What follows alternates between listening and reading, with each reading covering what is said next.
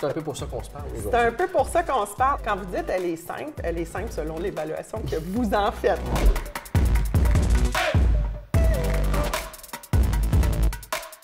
La grande question, c'est quoi la différence entre un comptable et un CPA, comptable professionnel agréé? Alors, peu de gens savent que le titre comptable au Québec peut s'appliquer à n'importe qui veut se prétendre comptable. Contrairement à un comptable professionnel agréé, mais c'est un professionnel qui est encadré par un ordre, donc il y a des obligations professionnelles à défaut d'un comptable.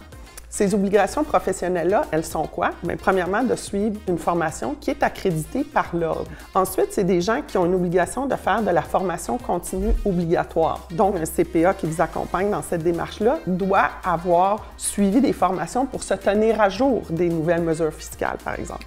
Ensuite, c'est quelqu'un qui a un code de déontologie, donc qui a des règles d'éthique et de déontologie. Et finalement, c'est quelqu'un qui a une assurance responsabilité. Donc, si je comprends bien, n'importe qui peut utiliser le titre de comptable. C'est pas un titre qui est protégé au Québec. Exact. Et c'est là qu'il faut valider si c'est un CPA ou non, parce qu'on a une meilleure protection. Un titre de CPA, vous voyez ça comme une garantie de qualité de quelqu'un qui se tient à jour et qui a votre intérêt à cœur. OK. Là, je pose la question pour monsieur, madame, tout le monde. J'ai une déclaration d'impôt très, très simple. Est-ce que ça vaut vraiment la peine que j'embauche un CPA parce que ça risque de me coûter plus cher?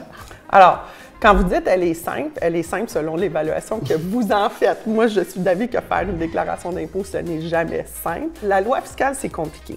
Faire des impôts, donc, à la base, c'est compliqué parce que vous devez savoir quel crédit vous avez droit, quelle déduction vous avez droit. Et ça change à chaque année.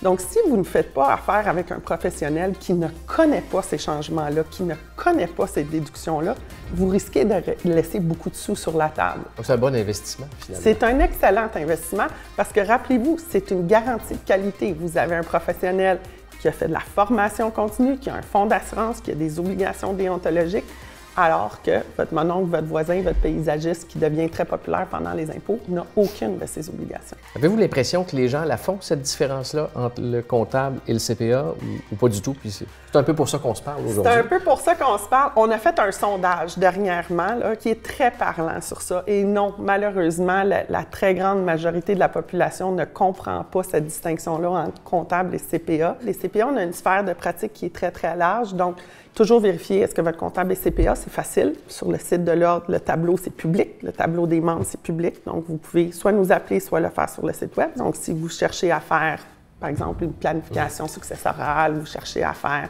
une planification financière ou votre déclaration d'impôt, sur le site de l'Ordre, on a des membres qui s'affichent, puis vous pouvez leur donner un coup de fil puis avoir une discussion avec eux dans votre région. Donc, on peut le faire par région aussi.